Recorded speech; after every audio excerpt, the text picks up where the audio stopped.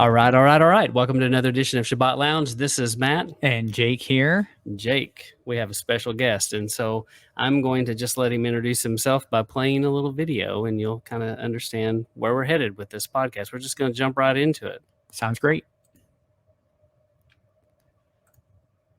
Have you ever wondered what it's like to walk with dinosaurs? We're at the Paluxy River in Glen Rose, Texas, where the river is bone dry, an occurrence that only happens once or twice every decade. In front of me, I have 157 dinosaur tracks that we're going to follow. Let's go walk with the dinosaurs, shall we?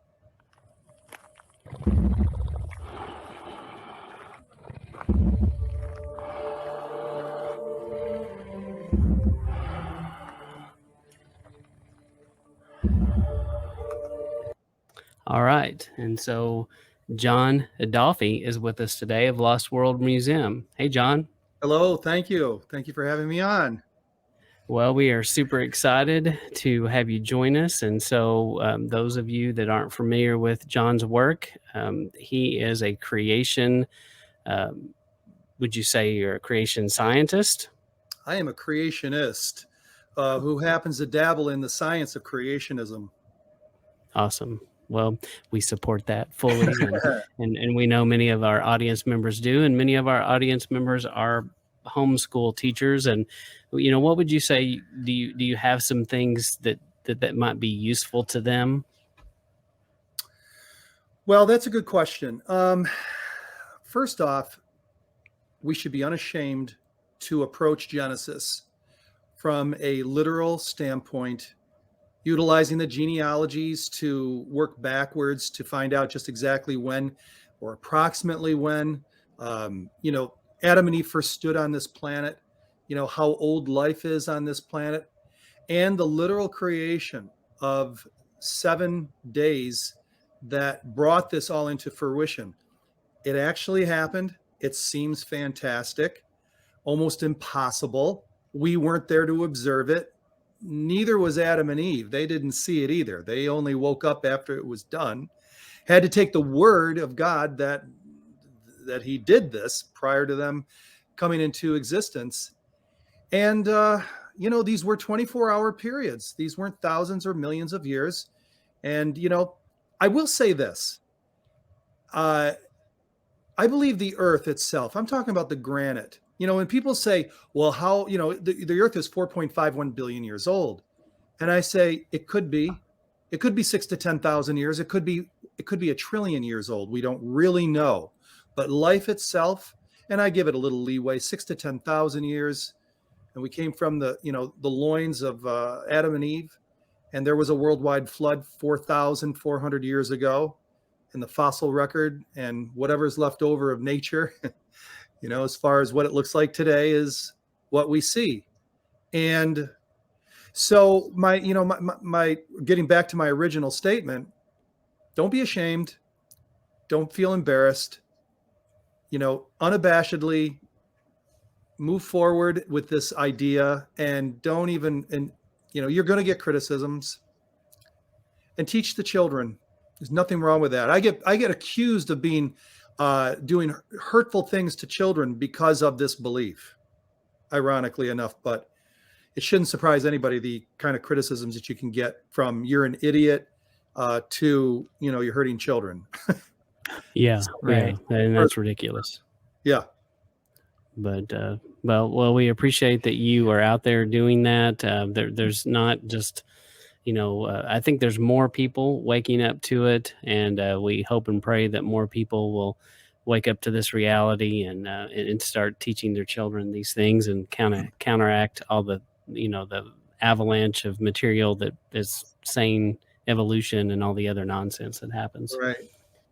Well, we had a few questions for you tonight, and we just wanted to have you kind of briefly describe your faith journey, kind of what led you to this point, and having you create the museum. How'd you get here? How'd this happen? Well, in 1984, I was in the Navy, and I was what you would call an agnostic, backslidden Catholic. Okay. That's how I would, just a person just doing their thing in the world, not trying to hurt anybody, but at the same time, not following any real moral code or or any kind of God or anything, you know. And I was walking on the ship one day. We were home ported in San Diego, and suddenly a thought jumped into my head. This was uninvited. This was there was nothing that preceded it that I could, you know, recall. And basically, the question was, the Bible is the inspired word of God, which is really weird because I wasn't looking for this, but truth demanded that I answer the question. So, at the speed of thought, I went down the path that there is no God, there is no Bible, and what do we have? Now, I understand that I do not have a whole ton of knowledge at this point of anything, just what I learned in grade school and high school, middle school. And also, too, I didn't have a chip on my shoulder. I didn't have any, dislike towards any particular, answer to the equation, other than I wasn't looking to become a Christian. I did have a bias towards that as far as what I thought that meant. And it wasn't extremely favorable. But here's what happened. After I traveled down the road of there is no God, that there is nothing other than what we see right here, 3 words popped into my head. It was so obvious. There was no hope. It was depressing, and it was dark. And I went in the speed of thought to the left, so to speak, and I just visited the position that the Bible is the inspired word of God. And by default, I said the weirdest words that would ever pop out of my mind. And that is, and I know this may seem strange to some, it must be. It's got to be. And the reason why that was so strange was because I wasn't looking to go in that direction. But by default, and because of my desire to know the truth, and I can be fooled, but I'm just saying, though, I was open to the truth. I concluded very quickly, it didn't take long, that the Bible had to be, the source of information for life. And I mean, I didn't think of it like that at the moment, but I just said it had to be. And that's what began this journey back in '84. Yeah. Yeah, I think more and more it seems like, there's a lot of information out there now, but there's so little. I guess you could parse it a couple different ways. You could say there's more information now, but less truth than ever, or you could just say it's, the truth has been hidden more than ever. So when you recognize that you do have scripture to stand on as truth, you can, it gives you a foundation. I would say the difference between 1984 and 2023 is that the access to information and the speed that you can acquire information is just exponential. And, but there were distractions back then too. There was your UFOs and Scientology, and, the flat earthers had really not gotten off the ground, not like it is right now. These last 3 years have been unprecedented when it comes to that. And I'm just saying, though, that there's competing theories out there. I believe there was a hollow earth at one time, and I was excited about going up towards, the North Pole and trying to find that, Yeah. That intrigued me. A Loch Ness monster intrigued me, I mean, all these things are competing for your attention, and they're compelling, and they're interesting and fascinating, and yet they're right out of your grasp. What you don't realize is that they're just outside of your grasp to nail it, to know that it is absolutely the truth. It just gets you just so far, and then it stays that just slightly out of your reach. That's what they all have in common, by the way. I became a Christian, a Seventh-day Adventist, and I moved back home about a year later, and started selling real estate for my father. He owned a real estate company. And so this is 1985. It was in 1989 that I was just fascinated. I always was fascinated with giants and the idea of Goliath. And I always thought, wouldn't it be cool to be able to have a full life-size Goliath, to be able to show around. I even drew a full-scale size one back in '92. And we came up with this idea of maybe creating biblical dioramas, including a full-scale Goliath called Bible Land Studios. And my wife right now actually runs that ministry, Bible Land Studios. And we thought, well, I really want to meet and greet and reach the secular mind. And what I didn't realize that now I can articulate it so much better. I'm looking for the agnostic that doesn't have a chip on their shoulder. It just doesn't know, isn't informed about certain things. And when presented with certain things in a certain way, they perhaps would find it intriguing enough to either consider it or hop on board if they're really that, interested at that moment, And Yeah. so in 2000, I commissioned Alfred Lee. He's been to Mount Ararat 4 times. He's searching for Noah's Ark in 1969. They extracted wood from what could be Noah's Ark wood from Mount Ararat in the ice. He then came back in 1970, and then in 1986, he interviewed 2 of the most credible eyewitnesses. And because he was an archaeological illustrator, he drew their memories in front of them. And both of them lined up perfectly, exactly where the saddle is, the saddle in the mountains, that is where it's at, the look of it. Both men don't know each other. George Hagopian died in 72, I think it was. And Ed Davis was way younger than him. He saw it in 1943. Hagopian saw it in 1902 and 1904. And so I commissioned him and I said, Alfred, would you do the most accurate historical rendition of Noah's Ark in an art format? He says, I've been waiting 35 years to do it. So we took 3 years. And then in 2004, we launched it. We launched Bible Land Studios. We launched the painting called The Invitation, not to be confused with The Invitation by Dubois. He also came out with one with the same title, same theme. And so you have it. A year later, in 2005, while we were contemplating a more secular name, my wife came up with Lost World Museum.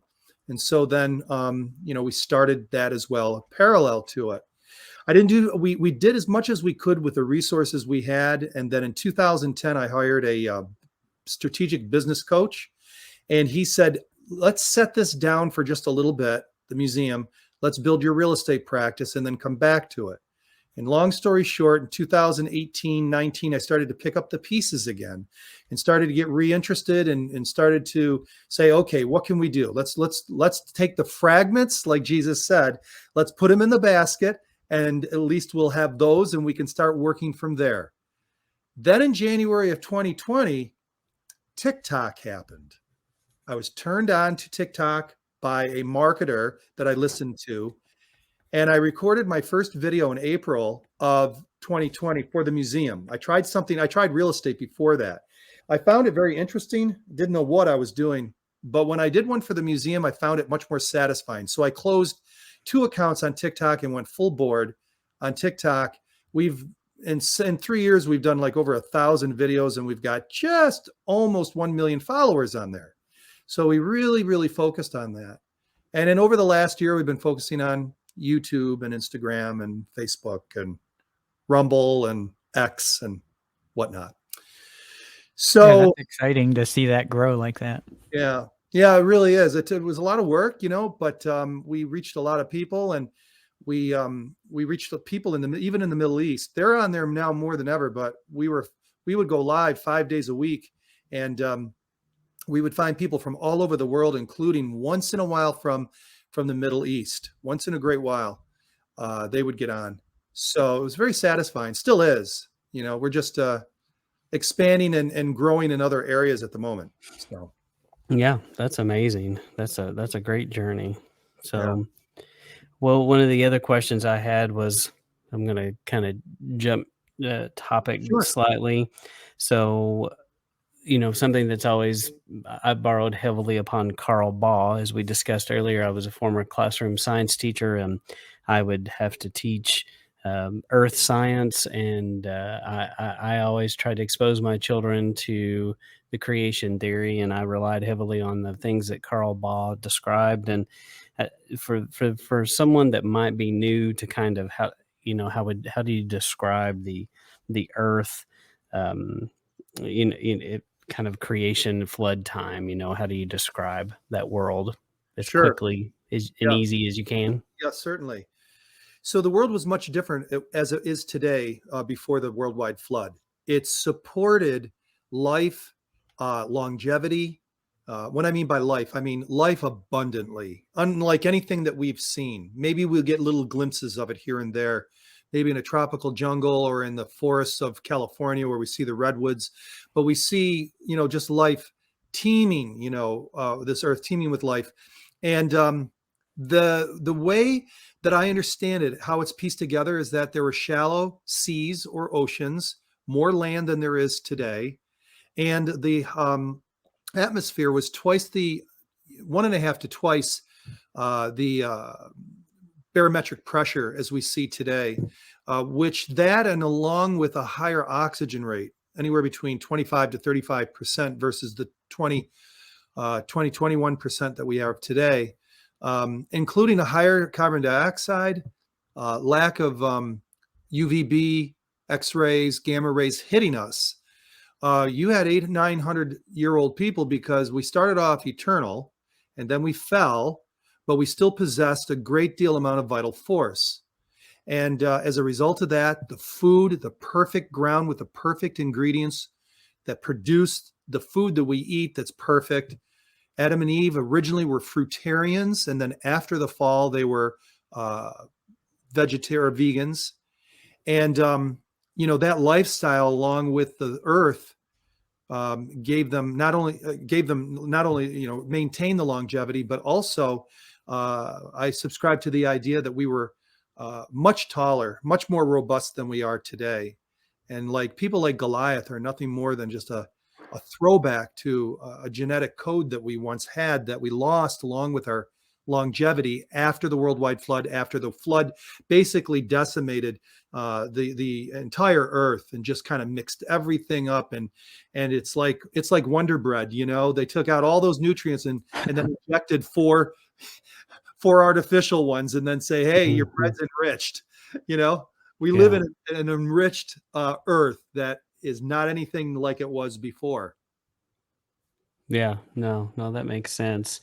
I think actually you can make an argument, and evolution doesn't like this, but through time, the humans are getting dumber. Yeah. And the ancient man Adam, he was very smart and very capable of probably a lot more than what we are. I think there's no doubt in my mind. And also I think that because of what we know about end times and Revelation, and there's going to be a lot of things that catch on fire and burn on this earth. And I think since the flood, the world has, kind of been drying out.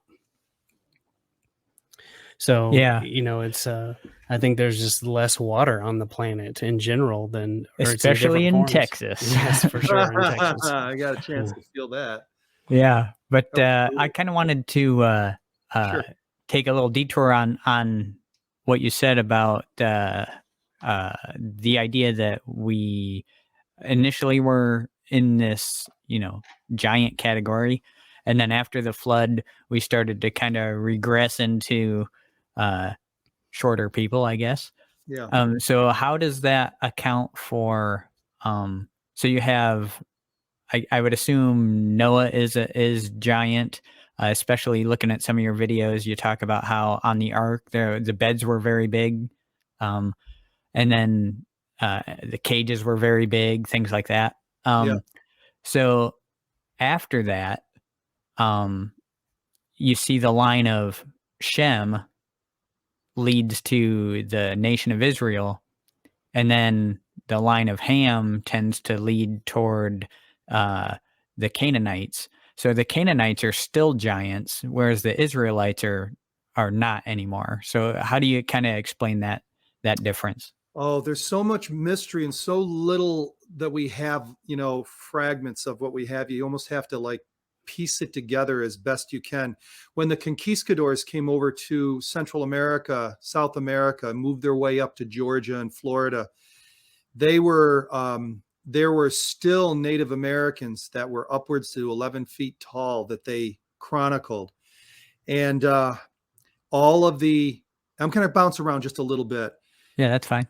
I believe that post-Babel, when they dispersed, some of them dispersed before that, just kind of decided to take off and not centralize themselves there. Maybe some of Noah's good people decided to go ahead and start exploring the world early on. But, Babel didn't happen that far later anyways. Right. But they were still, my understanding is they were still pretty large at that point, because everywhere you go around the world and you find the huge megalithic stones of Baalbek or Stonehenge, or even when I've been down in Peru in Cusco, Ollantaytambo, and the like, the most ancient stories, they attributed to the builders to giants. Independently, that's the case. Even the Native Americans, the Modoc tribe, they said that the antediluvians were 10 to 12 feet tall. So, this stuff isn't fairy tales, and all these legends and stuff we hear. You need to just kind of like, okay, the premise is this. Let's just say the hypothesis.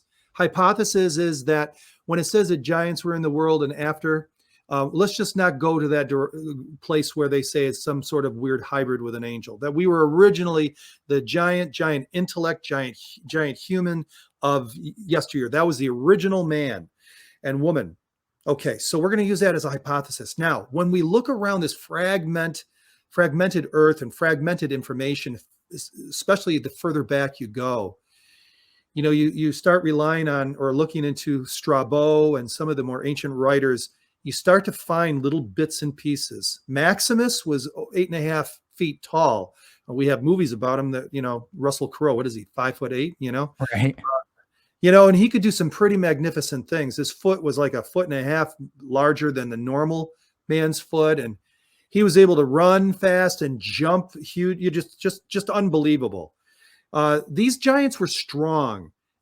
We see that in like Angus McGaskill. He was 7'10", lived in Nova Scotia in the 1750s, worked for P.T. Barnum for a while. And he once on a bet picked up a 2,200 pound iron anchor on a wharf, and he walked with it until he stumbled with it and hurt himself. That kind of strength was the strength that maybe that's the strength they had, or even far greater. And that's the reason why we can see that those megalithic stones were handled so easily, where we look at them today and say, how did they cut them with such precision? How did they move them in such tight places? It's because they could. Yeah. I think the giant theory definitely can explain a lot of that, and but once again, all of that goes against evolution, and there are different theories about it. The angel incursion is one, and that is one that I lean to quite a bit. But yeah, I think it's just fascinating. It's a world that we know so little about, and we're so far removed from it. But it's one of those things where I can't wait to be at the feet of God in heaven and asking him, I want to see the video of how you did this, how that works. Explain these animals to me. Why did you do this? What were you thinking? Exactly. Yeah. So, and let me just interject this. If anyone's interested in where I'm coming from, there's one book that pretty much outlines what we follow as far as what our understanding is. Let me put it that way. And that's a book called Secrets of the Lost Races by Rennie Neuerbergen. Secrets of the Lost Races by Rennie, R-E-N-E, Neuerbergen. That's the book that I believe spells out Noah's Ark, giants, technology, and its application throughout Earth's history and the evidences that we see, and has the best explanation for them, countering Eric von Daniken's theory that aliens were involved. At least he got one thing right, and that is a higher intelligence and a technology was involved that we don't have today. Yeah.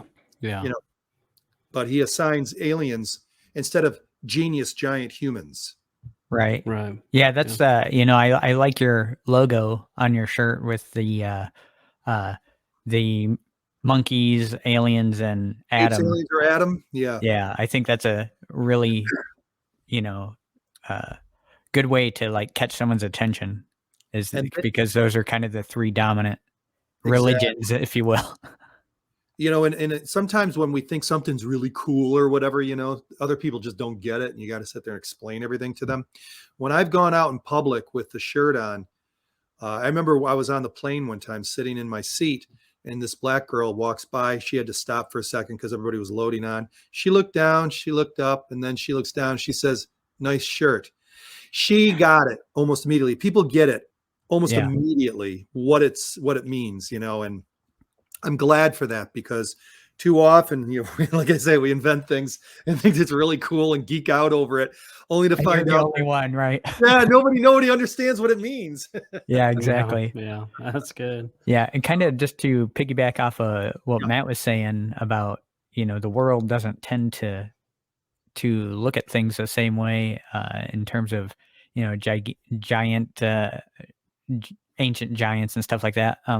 But what's kind of interesting is even the church tends to not spend a whole lot of time on that. It kind of gets glossed over. And so even a lot of times the church people kind of scoff at that too, which I think is kind of doing a disservice to young earth idea. Even just, I don't know if you've noticed that yourself, but there's a podcast that I tend to listen to about, that kind of talks about these topics. And that's something that they had noticed. I'm just wondering if you noticed that too. I don't spend a lot of time around, my daily church worship and everything. I'm a Seventh-day Adventist, so I go to a Seventh-day Adventist church, and so I don't get to rub shoulders a lot with the Protestant world out there of various denominations. Now, when I go down to Texas and I go to the museum, I meet a lot of people, and we have more conversations about this topic than I will anywhere else. And interesting thing is this: Seventh-day Adventists are a very interesting breed as far as where they stand on this. Out of the, I don't know what it is now, 23 million Adventists in 220 countries or whatever, they're all young earth creationists that believe in giant humans, not hybrids, but giant humans in the past. The entire denomination does. So there's no fight when it comes to them understanding it or to whatever degree that they involve themselves in learning more about that. I remember Dr. Ben Carson, who was a Seventh-day Adventist. In 2016, when he ran for president, it got out that he was a young earth creationist. Now, this guy's a neurosurgeon. He separated conjoined twins at the head in a 12-hour, whatever it was, brain surgery. And he believes in a young earth. And they were mocking him. Not everybody maybe remembers the mock. I do, because I'm sensitive to that, meaning that it's of interest to me, Right. But yeah, he was mocked all right for believing that. What a kook. What a kook. That's crazy. It is. And just one other thing. Yeah. To your point. When they do discuss giant humans, I'm talking about non-Adventists, I'm talking about the rest of the world. It's always human hybrid angels, always. And I understand that, because that seems to be the prevailing idea, both found in the Dead Sea Scrolls, in the book of Enoch, in the Talmud, even in the Native American legends. I've seen it in there too. So it has a very rich history of that. And I understand, and that is the prevailing theory within Protestantism. Yeah, definitely.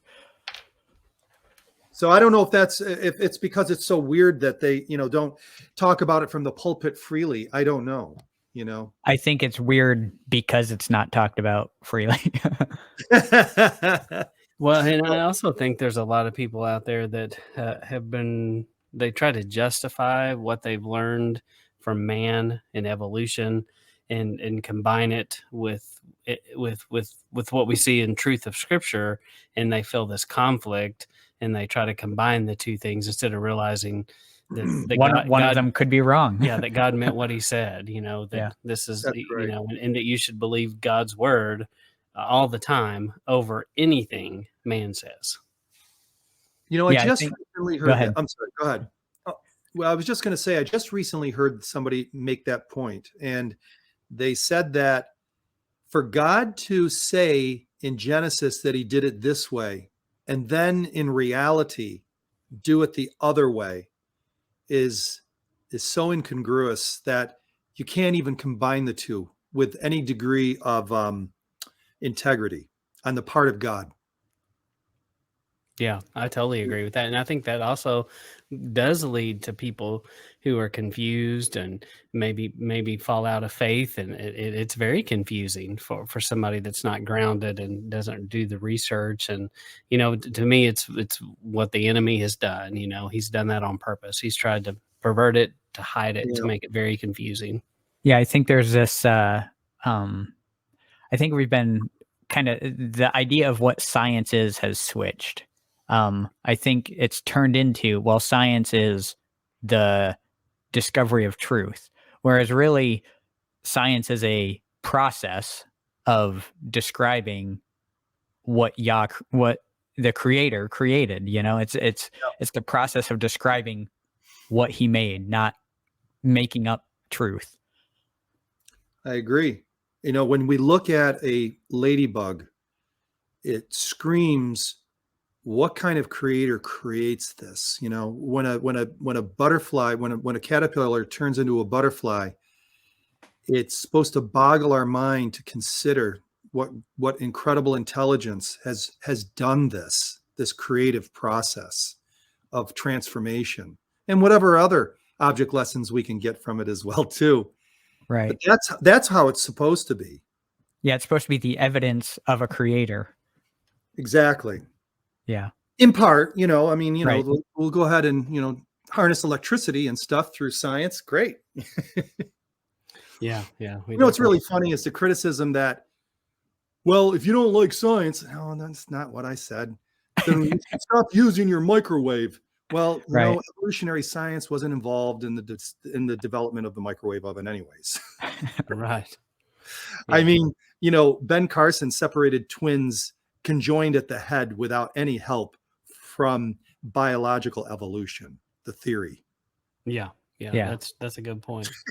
Well, and I think, and especially in the world that with all the things that go around and the sicknesses and the thing that has been such a topic here in the last few years, so many people, they just tend to believe the lab coats, the scientists, the experts, I think more than they do God's word. And I think they put more hope and more faith and trust in some of these things than they should, and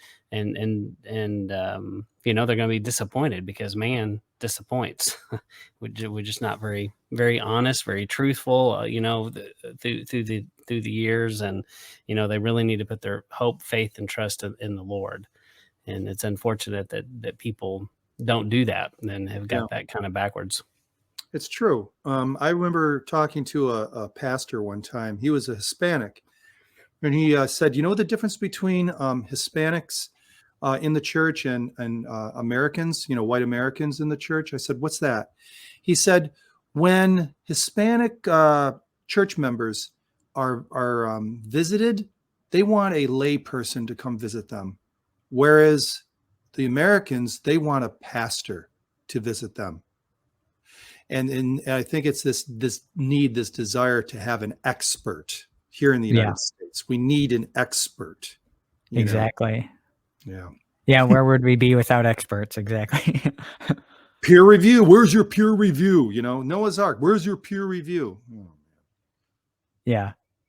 There's a lot of You can people tell out. them, I have two or three witnesses is what I have. Well, let me just add this, okay? A little bit about as far as my background or where I'm at with all of that.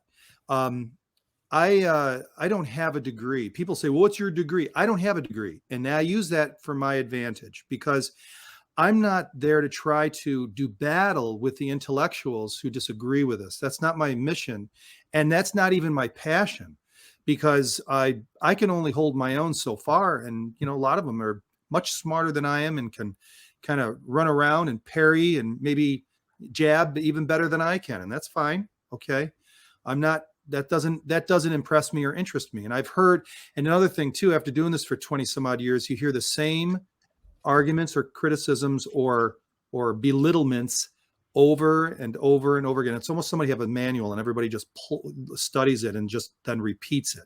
There's not hardly any original thought out there when it comes to the criticisms of creationism. It's funny that I even came to that conclusion on my own, but it is. But you know what I am? I'm the white collar dude. I'm the guy that goes shoulder to shoulder with the agnostic out there that's just trying to figure it out, who hasn't heard something cool enough to get their attention. That's who I am. I'm not the guy that has the degree. I'm not the guy that is the intellectual giant that is going to spar like Kent Hovind or some of these others that can do that effectively. That's not me. I'm the guy on the street. I'm shoulder to shoulder with whoever wants to hang out. That's it. Yeah. Yeah, that's awesome. And it takes everybody, on different Sure levels. does. And definitely be if watching anybody, out. if anybody resources. follows us or just kind of hangs out or whatever, gets alerted by, any one of our ways, we have a newsletter that we send out once in a while. And, but get ready. We're going to have some Power Pack stuff coming out soon. Okay. Yeah. That's great.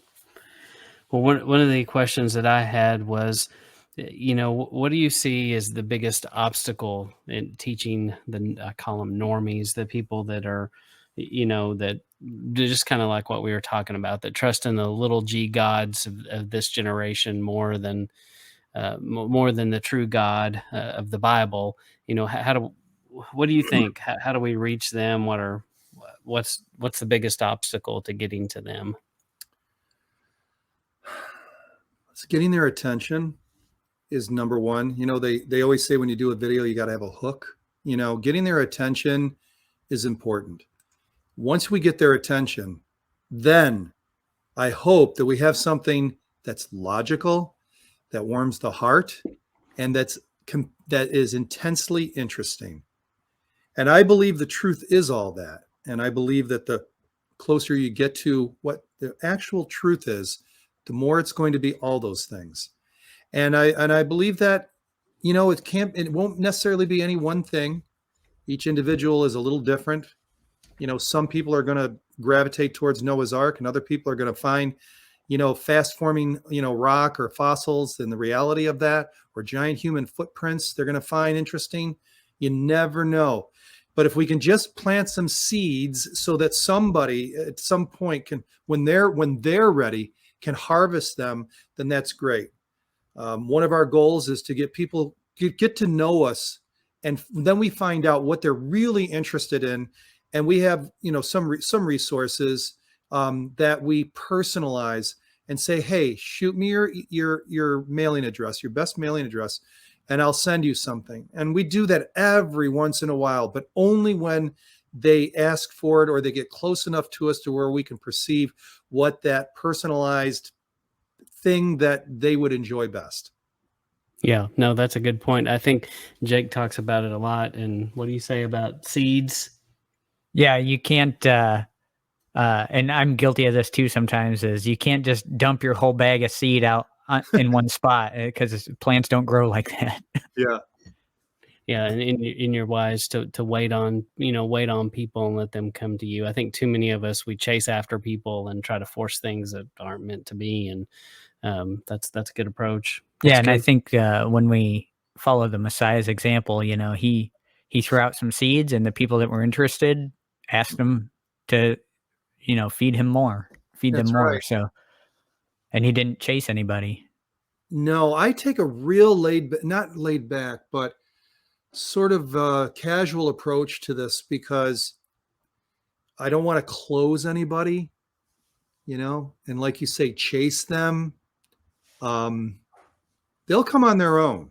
I came on with nobody approaching me. Yeah. I mean, think about that for a second. You're on your own. You're just 3,000 miles away from home. You could think and do anything you want because you're 20, 22 years old and you got the wind by the tail and you're in the Navy, you're in San Diego, best weather in the world, by the way. Oh yeah, for sure, no doubt. And then to become a Protestant Christian within a very short period of time. I mean, within months, it's like, no. I was the last person on. If I were to vote objectively, I'd be one of the last people on that ship that would become a Christian. Just no, not me. So, yeah, he can convert. Yeah. I think sometimes we get the the pride built up, saying, "Oh, he needs me in order to make this happen." It's like, no, he's letting you help. That's why fly casual. It takes the pressure off yourself, and it also takes the pressure off for any decision that someone in front of you may exhibit. It doesn't. It just I mean, there's a time and a place to get where there's a strong appeal or intensity, but I just haven't found where that exactly is. I just, like I say, I fly casual and it seems to work. Kind of matter of fact approach. No, that makes sense. And I've been around the world of high pressure sales before, and I never liked it. I never liked the things that they would ask people and the way they would pressure them. And I never thought I don't think that's the way God operates. He doesn't do that to people. So he doesn't put them in a corner and go decide now where you're going to go. I mean, he doesn't treat us that way. No. And I, early on in my Christian experience, I tried that whole thing, not knowing that I wasn't supposed to do it. It just seemed like I should. That is kind of like entrap somebody and then just, press the issue. And it was, I look back on it now and say, oh, what were you thinking? Yeah. Yeah, that's true. Well, while I have you, I also wanted you to tell us a little bit about Mr. Joe Taylor. I had the Joe Taylor Giant book, and I think you revised it, and I highly recommend the original. And I just wanted you to tell a little bit about Joe and what he worked on. Yeah, I don't have a copy of it right now, but what we did was before Joe passed away, we had an agreement, he and I, to take his book called Giants Against Evolution. It has got to be one of the best giant books I've ever seen in my entire life. And I have read or been exposed to at least 6 to 10 different giant books. They're not very abundant, okay? You don't find too many, but he was, and so anyways, we turned it into an ebook. So we sell the e-version of it for like almost half the price of what his book would normally sell for. And so fast forward, and I'll show you if your audience can see this, if we do see but I'll tell you what it is. Valley of the Giants was the next book. I loved this book as well too. And I got a whole bunch from the daughter of one of the co-authors. And I sold them all. And I sold the last one, I don't know, about a year ago. And I'm like going, why did I do that? I want that, if nothing more for reference. And then I got thinking, what if we were to turn Valley of the Giants into a ebook? So first off, I got on eBay. I had to wait almost a year before one even appeared on there. Wow. And I snatched it for $20. And so here I have this book. And so I contacted the daughter and I said, hey, I want to turn this into an ebook. She says, well, we don't own the rights to it anymore. Well, I said, who does? And she said, well, Dr. Carl Baugh. So I give Dr. Baugh a call and I said, hey, are you going to be reprinting this? He goes, no. And I said, well, would you mind if we did in an ebook fashion and you guys can have a file of it and you can do whatever you want with it. We'll give it away, sell it, whatever. He says, I think that sounds like a good project. So short story long, I got to tell you the long story because it's just kind of cool. So what we were going to do is take this apart, scan it, and turn it into a PDF. You have your ebook, right? Right. Well, we were already doing a real estate book of mine on something called Designer. And so we decided we would take these pages and retype all of the type so that it's all nice and clean. Right. And then we took all the 40 some odd pictures and we cut them electronically out. Then we sent it through AI and colored them as much as we could, enhanced them, and then put them back into the ebook. And now we got this either Kindle version or a PDF version or whatever of this book that we pre-launched. And then we're going to be launching it again with a new cover very shortly. Matter of fact, today, Valley of the Giants is going to also be a paper version. We got one copy from my publisher, and I went down to Glen Rose. I didn't spend a lot of time with Dr. Carl Baugh this time around, but Saturday, a week ago Saturday, I went up to him and I said, Dr. Baugh, I want you to see what the paper version looks like. Now, you see this right here? This is like 5 by 8 inches, and it's all black and white. What I showed him was an 8.5 by 11, all color with this beautiful brand new cover of a giant walking through the mud of the Paluxy with a dinosaur in the foreground. And he looks at it and he goes, oh my, this is incredible, he says. And I says, I'm going to send you 10 copies so that you can sell them in your store. He says, we'll sell this out immediately. And I said, oh, well, good. And I said, then he's got the copy in his hand, right? And then he's kind of doing this with me. And he said, I go, did you want to give me the back? Did you want me to give this back to you? I said, well, do you want it? He goes, of course. And I said, it's yours. And I was like, oh, that's so cool.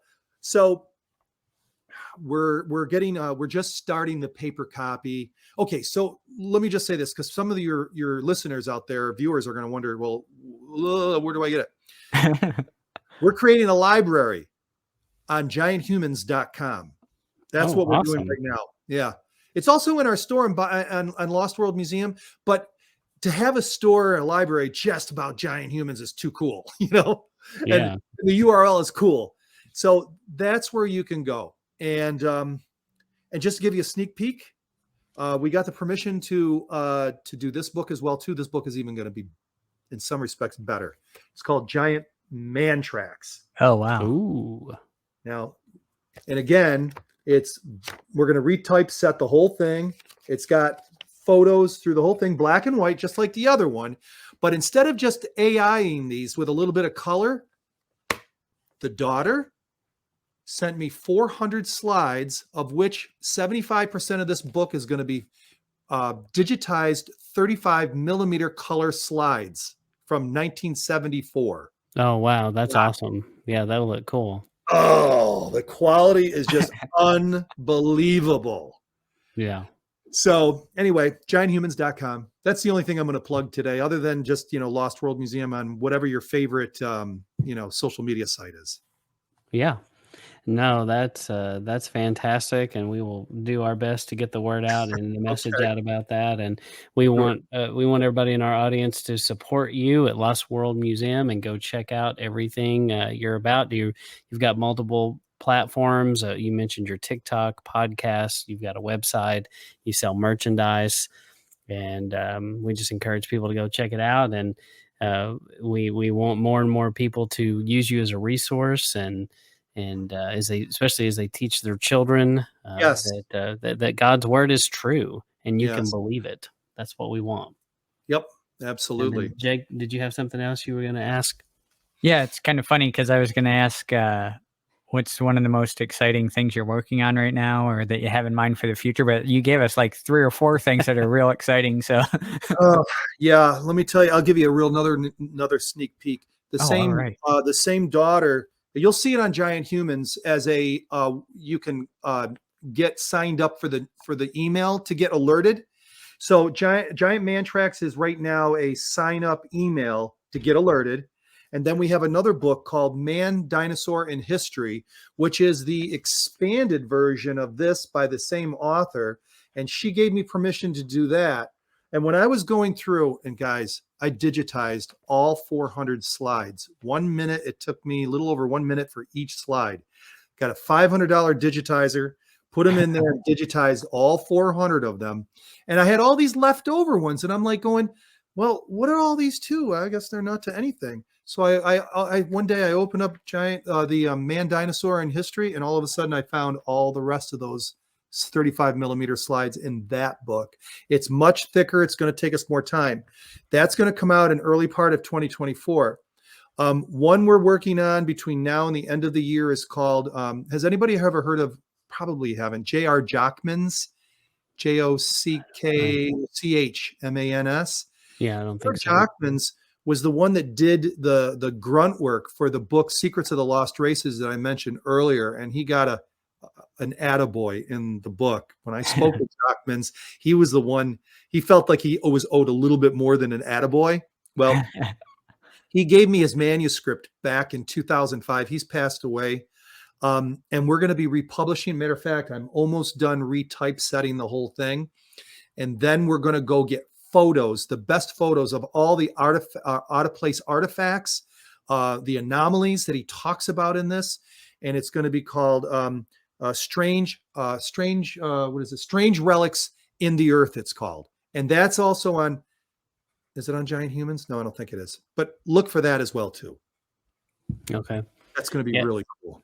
Yeah, definitely want to check out Giant Humans. That's pretty fascinating. So, you know, something that I really enjoyed about Mr. Taylor, you know, he was just a wealth of information, and his stories were pretty incredible. And I would stop by Crosbyton when I would go see my parents, and I would take my kids with me, and you know, he would get on their level, and he loved seeing kids in there, and he would talk to them and ask them questions. You know, what does your science teacher say about this? And he'd say, well, this is how this really works. And, you know, I loved him doing that. And, you know, just hit all this, he would tell all these stories about, you know, finding giant bones, especially with the Native Americans, and they'd find these red-haired giants, and, you know, there'd be articles written about them, and newspaper things would come out, and then it all just would disappear. And, you know, and then that's made it very difficult to track some of those things down. But usually under the guise of some museum. Yeah. Mm-hmm. Yeah. That's why his Giants Against Evolution is so cool, because he talks about giant bugs, giant mammals, giant fish, giant reptiles. I mean, he goes through the plant world and then talks about humans. I mean, he hits it on all biological levels. It's really good. Yeah. That's cool. Real quick, I just wanted to jump back to something we were talking about with your trip to Peru, right? The monolith there, the monolith structures there. Yeah. Something I noticed in one of your videos, you kind of mentioned, but you didn't really go into detail about it. And then I see a lot of the naysayers put comments similar to so with the stones being so tightly together, and it looks like, you know, the soft stone theory, right? But a lot of people are saying, well, what if that was just you know, ancient concrete and that kind of thing? So what's your response on that? I'm still up in the air about it. I'm still, you know, the one theory is that there's a bunch of rocks and then they just plastered it with concrete, you know. One is that they had huge bags and they filled it up with concrete and then just, you know, let the bags disappear or deteriorate or whatever, you know. That was another. The other is that they were able to cut them in some way that we really have not figured out, and then move them and then fit them. Oh, it's almost as if somebody stacked one huge rock and then cut it out with a laser and then, you know, curved it. Cause they don't just, they're not flat like this. A lot of them, if the seam is right here between two rocks, they'll come out like my hands, you know, they'll come out a little bit, you kind know, of beveled. Yeah. You know, so if they come out and then back in, and then they're butt up against, you know, Yeah. Billy Caldwell, who is 91 years old, and he's an oil man, and he was telling me that when the oil industry kind of was in disarray and he wasn't making much money, he went to doing rock quarrying. Now he's down there in the Fort Worth area, and he told me that they built a bunch of things for zoos and stuff, and they would bring 20 to 50 ton stones to these places and then stack them or whatever. He said there was a time where we tried to get two of the stones, more than two of the stones, but two of the stones to fit as tightly as he could. He'd been to Peru, so he's seen what they do there. He said, John, I'll tell you something, with all of our modern machinery, with all the diamond blade cutting tools we had and grinders, we could not get them to flush up against each other very well. Yeah. Wow. That's incredible. It is incredible. People think that just men with nothing more to do all day than just take a rope with wet sand and grind through these rocks is the answer. It is not the answer. No. Yeah, it's definitely not that. Yeah. No. No. But it's not not just in Peru.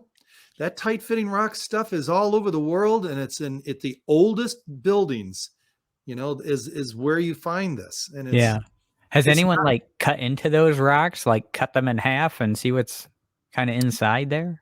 I don't think so, but I'll tell you what, I wanted to bring a metal detector. There's probably no metal inside, and if there ever was, it's probably, you know, completely gone. But I still would like to take a metal detector and just see if there's anything to be heard.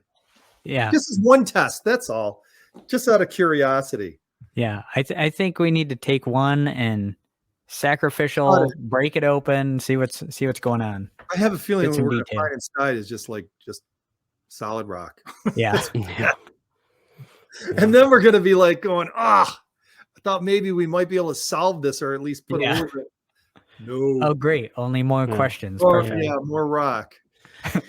Well, we want to encourage you to keep doing what you're doing, and there's a need for it in the kingdom, and we have the thing in common where we keep a seventh-day Sabbath. We always like to talk to Sabbath keepers who understand that we're supposed to do that, and so I support a local coffee shop. I go out of my way because I drive a lot, and they're a Seventh-day Adventist coffee shop, and I make sure and support them because I don't want other people getting my money. I want my money to go to people like that. Yeah. So anyway, well, we appreciate you taking time to talk to us, and Jake, you have anything else?